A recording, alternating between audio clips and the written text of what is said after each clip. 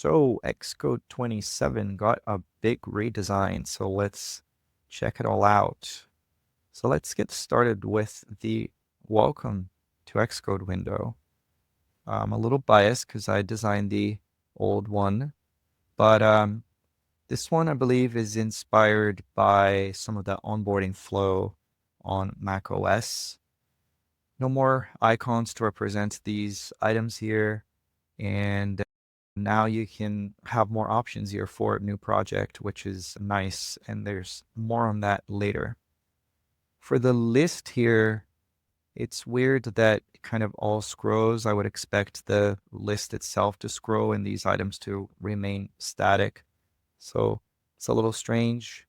And another thing that I'm not a fan of is these huge margins here, especially when you have a lot of projects like this, you end up with this bottom part that has no margins. So not a fan. It's not resizable either, so can't even fix it like that. But anyway, it's beta 1. It might change later. One other thing is the new project. So if I do Command Shift N, you get this new window here that allows you to start new projects a lot more easily. If I start a new app this way, it no longer asks me for where to save it or anything. This project is probably in a temporary folder, but it's very bare bones. It asks me no questions whether I wanted to use Swift UI or Swift Data or anything like that, and which is probably okay, especially these days where you just ask an agent to do things for you. Do bear in mind, though, that it is a cross-platform project. So if it's iPhone only, for example, you might have to come here and delete these items to make it iPhone only. But you can always just use the usual template chooser window, and you get the old school way of doing things, like starting the iOS app with the whole flow that asks the question. So that's still there. But it's nice to have that really easy, like especially if you're just like trying to experiment with something, really easy to get a project started. So I really, really like that. What else? Swift previews got a few new things. So there's the way now to resize the window here, which we all know what it's for. This icon here changed. It used to be a little cursor, and now it's this, what is this called? You know, like for guns or something, like to select. But I don't even know why it's there because I can never click it. It never works for me. So it's unfortunate. But so usually we're here. We also get the option to do a screenshot, which is quite cool. So I've never tried it, but it asks you where to save it. And otherwise, there's some changes under here as well, but in this menu, it's probably cropped. You can't drag it, so you can't see it. Anyway, what else? Big one. I love this. There is a new Markdown editor, and it is now my favorite Markdown editor. I deleted all Markdown editors from my computer because this is the one that I'm going to be using now. Whenever you click on these items, you get to see the, I don't know what it's called, the source for it. So bullet or the hash, etc. There's no way to edit things further. So if I want to change this from a hash, I couldn't figure out a way to do that like this. So you can't, for example, like do this and start typing. It kind of just gets lost. But so the way to do it is either using these controls here, or you also have on the right click menu, you have these options here. However, there is one thing that you can do. If you right click this and go open as, you can see it as source code. And when you do that, look, when you're in this menu here, you have your preview.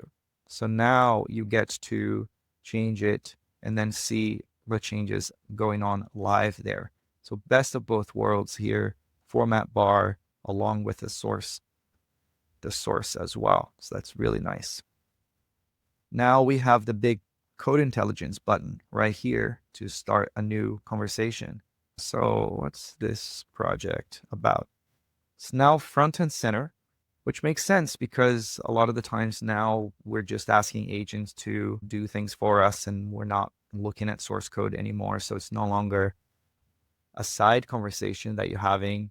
Oftentimes, this is going to be your primary interaction with Xcode. So it makes sense that these conversations moved to the very center. And then this option here is now just a history of your conversations, which also makes sense. I'm a little unsure about the position of the icon here. Not a fan of the default position for this icon here. You start a conversation here, but then you have this panel over here. It feels disconnected to me, but that leads into the next update, which was this big toolbar update there. The editor, let's go back to the editor here. So no longer you have another bar here for the editor. Everything got merged up.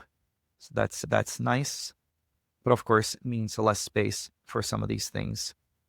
This is probably a bug here. I don't know what's going on with the long names, but also interesting that as you change these because they're center aligned, you might get some shifting going on here.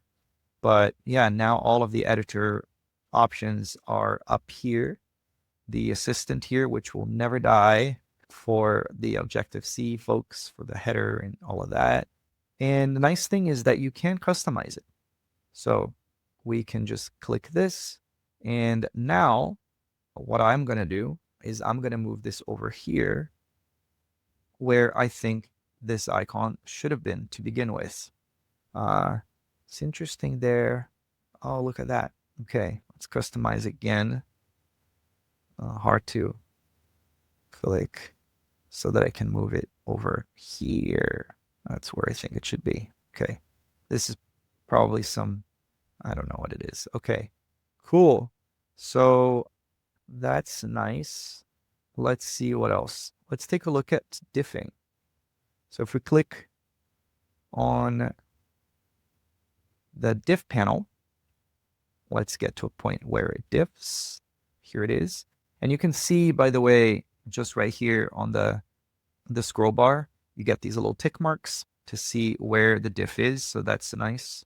I don't think that's there in the current Xcode because I remember asking for it. And it is there in the, oh crap, when minimap is on, but looks like you can't, yeah, if you're over here and then you click on minimap, you get to see the change bars here. That's how I primarily use this. But let's take a look at diffs again.